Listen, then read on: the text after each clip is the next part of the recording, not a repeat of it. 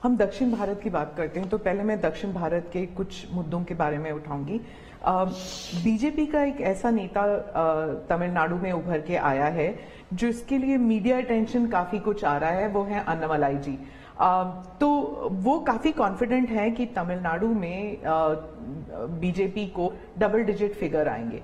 तो क्या ये उनका ओवर कॉन्फिडेंस है कि आप भी तमिलनाडु इतनी बारी जा चुके हैं? पहली बात है कि तमिलनाडु जनसंघ के जमाने से और भारतीय जनता पार्टी, मैं कहता हूं 5-5 पीढ़ी हमारी इस विचार के लिए वहां खप चुकी है। तो एक निरंतर काम चला है। जब कांग्रेस से लोग निराश हुए तो प्रादेशिक पक्षों की तरफ गए और लंबे अरसे तक प्रादेशिक पक्षों का जो कुछ भी कामकाज देखा है, अब लोग निराश हो गए। निराशा के इस माहौल में उन्होंने दिल्ली में भाजपा की सरकार का मॉडल देखा, हिंदुस्तान में अन्य राज्यों में भाजपा की सरकार का मॉडल देखा, देश भर में जो तमिल बंधु रहते हैं उन्होंने अपने घरों में जाके बताया भी हम जिस राज्य में रहते हैं वहां तो ये हो रहा है। तो लोग स्वाभाविक तमिल प्रजा कंपैरिजन करने लगी कि जो हवा खड़ा किया गया था ये तो अच्छा काम कर रहे हैं। अब जैसे मैंने तमिल काशी संगम किया तो तमिलनाडु में डीएमके पार्टी वाले लोग ये तो पानीपुरी वाले कर करके मजाक उड़ाते थे, लेकिन जब तमिलनाडु के लोग काशी संगम कार्यक्रम में आए और काशी का रूप रंग देखा, उन्होंने कहा ये हमने तो जो सुना था ऐसा नहीं है, ये तो बहुत डेवलप दिखता है, बड़ी प्रगति हो रही है, आईटी का नेटवर्क दिखता है। तो सोचने का तरीका बदलने लगा और उसके कारण डीएमके के प्रति जबरदस्त गुस्सा पैदा हुआ है। मैं कल्पना नहीं करता हूं इतना बड़ा गुस्सा पैदा हुआ है। वो गुस्सा पैदा डाइवर्ट हो रहा है बीजेपी की तरफ पॉजिटिव वे में। और अन्नामलाई एक बहुत ही अच्छे आर्टिकुलेट है, यंग है, बहुत ही अपनी आईपीएस कैडर में बहुत बड़ी प्रतिष्ठित नौकरी छोड़ करके आए हैं।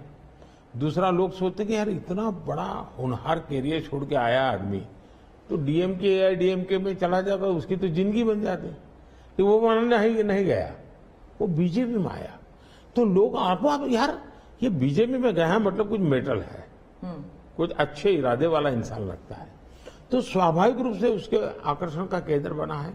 और मेरी पार्टी की विशेषता है, हम हर स्तर के हर छोटे मोटे कार्यकर्ता जिसमें क्षमता है उनको अवसर देते हैं। हमारा कोई परिवारवादी तो पार्टी है नहीं, परिवार से चलित पार्टी नहीं है, जिन पार्टियों में of the family, by the family and for the family होता है, और इसलिए हमारे यहाँ तो हर एक को अवसर मिलता है। फैमिली बेस्ड पॉलिटिक्स अगर हम बात करें तो तमिलनाडु में डीएमके ने कहा है कि उन्होंने काफी बयान दिए हैं सनातन के खिलाफ, और वो तो काफी अरसे से करते आए हैं, काफी दशकों से उनका एंटी सनातन पोजीशन रहा है, लेकिन अब जो है वो लोग थोड़ा बहुत आक्रोश दिखने को मिल रहा है। तो आप क्या समझते हैं कि is it because of awareness कि लोग बीजेपी की तरफ मुड़ रहे हैं, या फिर सनातन के खिलाफ जो उनके स्टेटमेंट्स है वो बाकी राज्यों में भी ये फैल रहा है? अब मैं इस सवाल को जरा अलग तरीके से देखता हूं। सवाल हमें कांग्रेस को पूछना चाहिए। जो कांग्रेस जिसके साथ किसी जमाने में महात्मा गांधी का नाम जुड़ा हुआ था, जो कांग्रेस जहां इंदिरा गांधी जी गले में माला खुलेआम पहन करके घूमती थी, रुद्राक्ष माला, जो हाँ रुद्राक्ष माला पहन करके घूमती थी इंदिरा जी। सवाल कांग्रेस को पूछना चाहिए कि तुम्हारी क्या मजबूरी है कि सनातन के खिलाफ इतना जहर उगलने वाले लोगों के साथ तुम क्यों बैठे हो भाई? क्या तुम्हारी राजनीति अधूरी रह जाएगी क्या? ये कौन सी कांग्रेस की सोच विकृति आ रही है? कांग्रेस में ही चिंता का विषय है। डीएमके का तो जन्म शायद इस नफरत में पैदा हुआ होगा, और धीरे धीरे वो नफरत का खेल भी उनका लोग स्वीकार करने नहीं लगे हैं, और इसलिए वो नए नए तौर तरीके अपना करके बोल रहे हैं। प्रश्न उनका नहीं है, प्रश्न कांग्रेस जैसी पार्टी का है कि उसने अपना मूल कैरेक्टर गंवा दिया है क्या? जब संविधान सभा में जो लोग बैठे थे ज्यादातर गांधीयन लोग थे, ज्यादातर कांग्रेस की विचारधारा से जुड़े हुए लोग थे। और पहला संविधान बना, उसके हर पेज पर जो पेंटिंग है रामायण, वो सनातन की ही परंपरा से जुड़े हुए हैं। तो आपका संविधान बना, उस संविधान में सनातन का गौरव का हिस्सा था। और आज सनातन को इतनी भयंकर गालियां देने की हिम्मत हो और आप उनके साथ चुनाव की राजनीति करें, उनके साथ मंच साझा करें, मजबूरी कांग्रेस की ये देश के लिए चिंता का विषय है।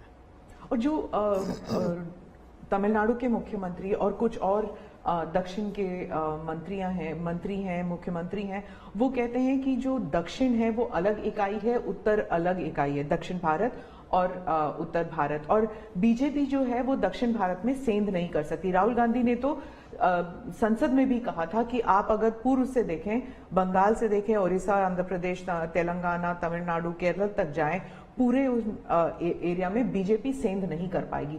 दो अलग इकाई है क्या दक्षिण भारत और उत्तर भारत? पहली बात है, भारत बहुरत्ना वसुंधरा है। भारत विविधताओं से भरा हुआ देश है। यहाँ रेगिस्तान भी है, यहाँ समुद्री तट भी है, यहाँ हिमालय भी है, और यहाँ सह्याद्री भी है, यहाँ गंगा के पट भी हैं और कावेरी के पट भी हैं। तो भारत को टुकड़ों में देखना, ये भारत के प्रति नासमझी का परिणाम है। अगर यही भाव होता, अगर आप हिंदुस्तान में देखें प्रभु राम के नाम से जुड़े हुए गांव कितने सबसे ज्यादा कहां है, तो तमिलनाडु में है। इतने सारे गांव के नाम है कि उसमें राम तो होगा ही होगा। अब इसको आप कैसे अलग कह सकते हैं? किसको गले उतारेंगे आप? लेकिन भारत की विविधता है। पंजाबी जैसा होगा वैसा नागालैंड का व्यक्ति नहीं होगा, गुजराती जैसा होगा वैसा कश्मीर का व्यक्ति नहीं होगा। तो विविधता ही तो हमारी शक्ति है। हमने विविधता को सेलिब्रेट करना चाहिए। हमें गुलदस्ता ऐसा है भारत का जिसमें हर एक का अपना फूल दिखाई दे, ये भाव होना चाहिए।